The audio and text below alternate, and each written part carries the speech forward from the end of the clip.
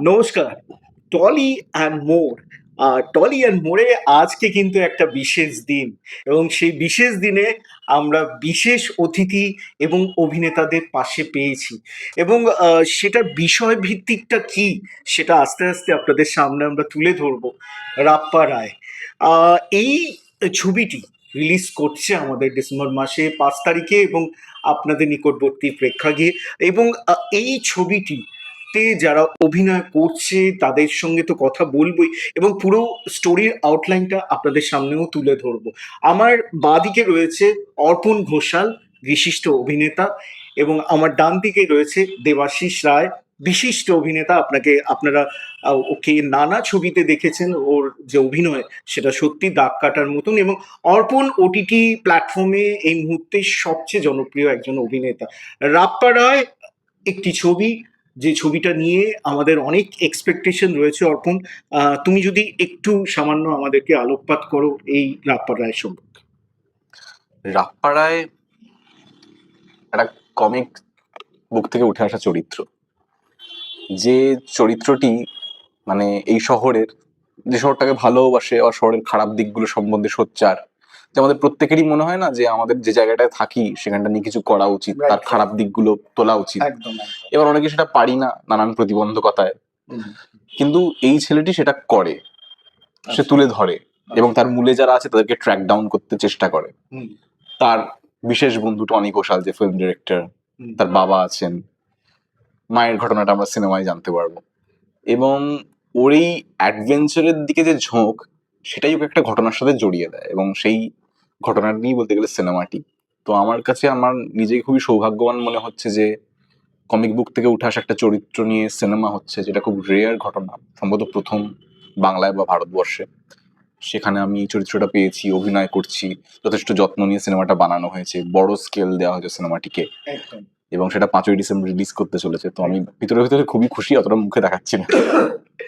অর্পণ, যেহেতু একদম কমিক চরিত্র, সাধারণত বাংলা ছবিতে কমিক চরিত্রটা আমরা টেলিভিশনেই দেখি, বিভিন্ন কমিক চরিত্র। প্রথমবার বাংলা ছবিতে এরকম কমিক চরিত্র কিন্তু রেয়ার, এবং সেইটা তুলে ধরার জন্য যে দায়িত্বটা তোমাদের কে দেওয়া হয়েছে ডিরেক্টরের তরফ দিয়ে, সেইটা সম্পাদন করতে করতে কি কি উপলব্ধি হয়েছে অর্পণ তোমার? কমিক্স থেকে যখন একটা চরিত্রকে সিনেমার পর্দায় বা ক্যামেরার মাধ্যমে আনা হয়, তখন যেটা চ্যালেঞ্জ থাকে যে অনেকেই এই চরিত্রটিকে যখন পড়েছেন বা কমিক্সে যখন ছবি দেখেছেন, একটা মনে মনে কল্পনার ছবি তৈরি করে নিয়েছেন, তার সাথে লোকে মিলাতে চান। একদম। কিন্তু আবার সিনেমার মাধ্যমে এলে কিছু কিছু ছোট ছোট চেঞ্জেস হয়। সেটা কতটা জাস্টিফাইড তাদের কাছে, যারা এর ফ্যান, সেটা সময় বলবে। তবে আমরা চেষ্টা করেছি যতটা অথেন্টিক থাকা যায়। কিছু লিবার্টি হয়তো আমরা নিয়েছি এবং সেটাকে জাস্টিফাই করার চেষ্টা করেছি। তবে সব মিলিয়ে আশা করি মানুষের ভালো লাগবে। একদম মানুষের ভালো লাগবে এবং আপনাদের কিন্তু নিকটবর্তী প্রেক্ষাগৃহে যেতেই হবে রাপ্পা রায়ের জন্য। এবং আগামী 5ই ডিসেম্বর রাপ্পা রায় রিলিজ করছে এবং হলে গিয়ে সিনেমাটা দেখে আপনাদের সুচিন্তিত মতামত অবশ্যই আমাদেরকে জানাতে হবে। আমার ডান দিকে রয়েছে বিশিষ্ট অভিনেতা দেবাশিস রায়। দেবাশিস, রাপ্পা রায় আরেকটা চ্যালেঞ্জ, আরেকটা তোমার কাছে নিজেকে বারবার প্রমাণ করতে হয় যে দেবাশিস একদম আলাদা, দেবাশিস অসাধারণ একজন অভিনেতা। তো এই রাপ্পা রায়কে তোমার যে ক্যারেক্টারটা, এটা যদি একটু ন্যারেট করো। প্রথমেই বলি যে রাপ্পারা একটি অত্যন্ত জনপ্রিয় কমিক্স যেটি সুজয় বন্দ্যোপাধ্যায় লিখেছেন, এবং আমি অত্যন্ত কৃতজ্ঞ দুটো মানুষের কাছে, এক তো সুজয় বন্দ্যোপাধ্যায় এবং ধীমান বর্মন। তার কারণ সুজয়বাবু যদি এই চরিত্রটা সৃষ্টি না করতো টনি, হুম, তাহলে চরিত্রটা থাকতো না হুম, গল্পে। আর ধীমানদা যদি আমাকে সুযোগ না দিত অভিনয় করার, তাহলে আমি অভিনয় করার সুযোগটা পেতাম না। হুম, হুম, তো রাপ্পারায় করতে গিয়ে আমার যেটা সব থেকে বেশি মনে হয়েছে যে এই টনি ক্যারেক্টারটা, যে যে চরিত্রটা আমি প্লে করেছি, টনি ঘোষাল, সেই চরিত্রটা ঠিক ততটাই গুরুত্বপূর্ণ চরিত্র যতটা ফেলুদার কাছে তোপসে এবং ব্যোমকেশের কাছে অজিত। একদম। তো টনি হচ্ছে রাপ্পার ক্রাইম পার্টনার যাকে বলে, যে সঙ্গে সঙ্গে সারাক্ষণ করে শুধুমাত্র ঘোরে না। টনি একজন ওভার অ্যাম্বিশিয়াস ফিল্ম মেকার, যে বিশ্বাস করে যে সে অনেক বড় সিনেমার ডিরেক্টর হতে পারে এবং তার মধ্যে একটা একটা আলাদা ট্যালেন্ট আছে। এবং এই মুহূর্তে ভারতীয় ছবিতে, শুধুমাত্র বাংলা ছবিতে না, তার মতন একজন প্রতিভাবান ডিরেক্টর দরকার। সে নিজেকে Martin Scorsese, Christopher Nolan, Steven স্পিলবার্গের সাথে তুলনা করতে পারে, সে এতটাই। টনি শুধুমাত্র কমিক নয়, টনির মধ্যে একটা সিরিয়াসনেস আছে, একটা হিউমার আছে, একটা উইটনেস আছে। এবং যেটা টনি করতে গিয়ে আমার যেটা ভালো লাগে, যেটা তুমি প্রশ্ন করলে বিপ্লব দা, যেটা বারবার করে আমাকে প্রশ্ন মুখে ভাবতে হয়, যে প্রত্যেকটা চরিত্র করতে গিয়ে আমার সবসময় মনে হয় যে আমার আগের চরিত্রটার মতন যেন এই চরিত্রটা না হয়ে ওঠে। বিস অপরাজিত সুব্রত মিত্র, মানে সুবীর মিত্র, বা পারিয়াল লাট্টু, বা রাশের ভম্বল, বা খাকির গিরি। তো সেখান থেকে বেরিয়ে এসে কতটা আবার আমি ভাঙতে পারলাম, কতটা টনি ঘোষাল হয়ে উঠতে পারলাম, তো সেটা সব থেকে বেশি চ্যালেঞ্জিং লাগে। তবে আমি একটা কথা বলবো, যে আবার আমার সামনে এটা একটা বিরাট বড় চ্যালেঞ্জ, যেটা আমার আর অর্পণদার কাছে, দুজনের কাছেই। তার কারণ রাপ্পারায় কমিক্সটা তো একটা অত্যন্ত জনপ্রিয় কমিক্স, আর সুযোগ বাবুর একটা বিরাট বড় ফ্যান ফলোয়িং আছে, যারা যারা কমিক্সটা পড়েছেন, যারা যারা বাংলায় যারা যারা কমিক্সটা পড়েছেন। 2006 সাল থেকে রাপ্পারায় প্রায় নিয়মিতভাবে আনন্দমেলায় প্রকাশিত হচ্ছে, এবং এখন তো আলাদা করে আনন্দ পাবলিশার্স রাপ্পারায় বই প্রকাশিত করা শুরু করেছে, এবং সেটার একটা আরো ভিউয়ার্স বেড়েছে, মানে রিডার্সরা বেড়েছে। তো অপরাজিত করতে গিয়ে আমার যেটা ভয় লেগেছিল, যেহেতু সুব্রত মিত্র আগে থেকে এরকম একটা লেজেন্ডারি কাল্ট ফিগার, তো ওনাকে পোট্রে করলে যদি ভালো করতে পারি তাহলে যতটা বেশি প্রশংসা পাবো, যদি খারাপ করি তাহলে ততটাই বেশি ক্রিটিসাইজও হব। কিন্তু তোমাদের আশীর্বাদে এবং মানুষের ভালোবাসায়, আমার মা বাবার আশীর্বাদে, তো সেটা যেহেতু উতরে গেছি ভালোভাবে, পাস মার্কস পেয়ে, তো সুতরাং আশা করি এবারেও বেশ ভালোভাবেই উতরাবো। এবং এই কৃতজ্ঞ, মানে এই এই উৎসাহের জন্য, ভালো পারফর্ম করার জন্য আমি যে মানুষটিকে ধন্যবাদ জানাবো, সেটা আমার কো অ্যাক্টর, এই তোমার পাশে বসে আছে বাম দিকে, Arpan da. Arpan da is a brilliant and fascinating co actor I have ever worked with. আমি একদম ক্যামেরার সামনে বলছি, তার কারণ অনেক ঝড় ঝাপটার মধ্যে দিয়ে এই ছবিটা আমরা গেছি। জেনারেলি আমরা যেটা বলে থাকি, যে এখন বাংলা ছবি অনেক কম দিনে শুটিং হয়, 21 দিন, 12 দিন, 15 দিনে শুট করি আমরা, সেখানে আমরা 54 দিনে শুট করেছি। রাপ্পারায় আমরা 54 দিন শুট করেছি, এবং আমাদের ডিরেক্টর ধীমান বর্মন, যাকে আমি মিস্টার পারফেকশনিস্ট বলি, তিনি একবারে একটা টেক বা দুটো টেক ওকে হয়ে গেলেও তিনি বলেন যে let's try one more, let's make an experimental shot. যেটা আমি প্রথমবারই জীবনে এখানে এখানে শুনেছি। এবং তো সে কারণে নানা বাধা বিঘ্নতার মধ্যে দিয়ে গিয়ে আমরা শুট করেছি। এবং এখানে আমার সৌভাগ্যক্রমে আমি, অর্পণদা বাদে আরো অনেক বড় বড় অভিনেতা অভিনেত্রী, বড় বড় ইন দ্য সেন্স, মানে যাদের কাজ আমরা নিয়মিত টেলিভিশন এবং সিনেমার পর্দায় দেখেছি। তার মধ্যে অলিভিয়া সরকার আমাদের হিরোইন, তার মধ্যে শান্তিলাল মুখার্জি। আমি বলতে পারি যে এই তিনটে চরিত্র ঠিক যতটা যতটা যতটা রাপ্পা গুরুত্বপূর্ণ, তুমি যদি কমিক্সটা পড়ে থাকো তাহলে তুমি জানবে যে ঠিক ততটাই টনি ঘোষাল ততটা গুরুত্বপূর্ণ, ডলফিন ততটা গুরুত্বপূর্ণ, রাপ্পার বাবা শঙ্কর ঠিক ততটা গুরুত্বপূর্ণ। এছাড়াও রজতাভ দত্ত, রাহুল অরুণোদয় ব্যানার্জি, সুজন নীল মুখোপাধ্যায়, দেবাশিস মন্ডল, সৌরভ দাস, প্রান্তিক ব্যানার্জি, চান্দ্রয়ী ঘোষ, আমি বলবো সেই চাঁদের হাটের মতো স্টার কাস্ট আর কি। সত্যি কথা বলতে আমাদের লোক কিন্তু অনেকটাই বেড়ে গেল, এত স্টার কাস্ট, এবং তারা কিন্তু একদম কি বলবো, ওই ভারী জিনিসটা আছে না, যখন আমরা ধরি ভারী জিনিস প্রচন্ড ভারী লাগে। আমার দুপাশে দুজন রয়েছে, সত্যিকারের সমৃদ্ধ করেছে তাদের কথায়, তাদের অভিনয়ে, বাঙালি মননে তারা আলাদা একটা জায়গা করে নিয়েছে। অর্পণ, আজকেই তোমার এই রাপারায়ের ছবির একটি গান রিলিজ হয়েছে, সেটা নিয়ে যদি আমাদের দর্শকদের কিছু কথা বল।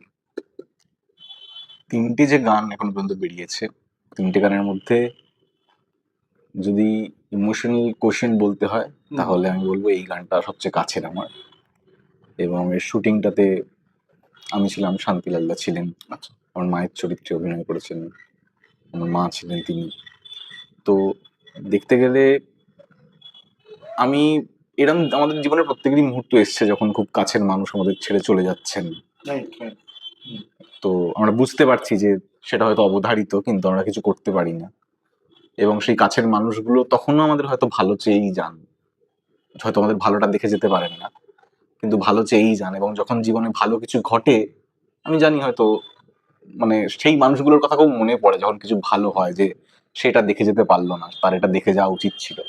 আমার ব্যক্তিগত জীবনেও সেই অভিজ্ঞতা আছে। এবং শুটিং যখন হচ্ছিল, মানে অনেক সময় হয় না কোনটা চরিত্রের চোখের জল আর কোনটা অর্পণের চোখের জল গুলিয়ে যায়, সব মিলে তো সেরকম একটা সিচুয়েশন তৈরি হচ্ছিল। তো সেই জায়গা থেকে গানটি আমার খুবই কাছের। এবং সঞ্চিতা ভৌমিক যিনি গেয়েছেন, তিনিও দুর্দান্ত গেয়েছেন। এবং সমিত মুখার্জি এটার মিউজিক করেছেন, দুজনেই দারুণ কাজ করেছেন এবং ধীমানদা খুবই এফোর্ট দিয়েছেন এই পুরো গানটা শুট করার পেছনে। আমরা অলমোস্ট 2-3 দিন ধরে শুট করেছি। আমরা কিন্তু অধীর আগ্রহে টলি অ্যান্ড মোড়ের ফ্যামিলি মেম্বার যারা ওপারে রয়েছেন তারা কিন্তু অধীর আগ্রহে এই সিনেমাটি যেটা 5 তারিখে আসছে 5ই ডিসেম্বর, সেটার জন্য অধীর আগ্রহে অপেক্ষা করে থাকবো। হ্যাঁ, দেবাশিস কিছু বলবে? হ্যাঁ, অর্পণ দাই চোখের জলের কথা বলছিল। আমি সেদিনকে ব্যক্তিগতভাবে সেদিনকে ফ্লোরে ছিলাম যখন এই গানটা শুট হয়। আহ, আমি যখন মানে আমি সিনে ছিলাম না, কিন্তু আমি ফ্লোরে ছিলাম এবং আমি দেখি অর্পণ দাকে মানে হাওয়া করে একটা দৃশ্য ছিল যেখানে শান্তিলাল বাবু আর অর্পণ দা একটা ক্লোজ যেখানে ওনারা কাঁদছেন। অন্যান্য দিন অর্পণ দা অল্প বিস্তর গ্লিসারিন আমরা সবাই ইউজ করি, সেদিনকে কিন্তু অর্পণ ঘোষাল কোনো গ্লিসারিন ইউজ করেনি।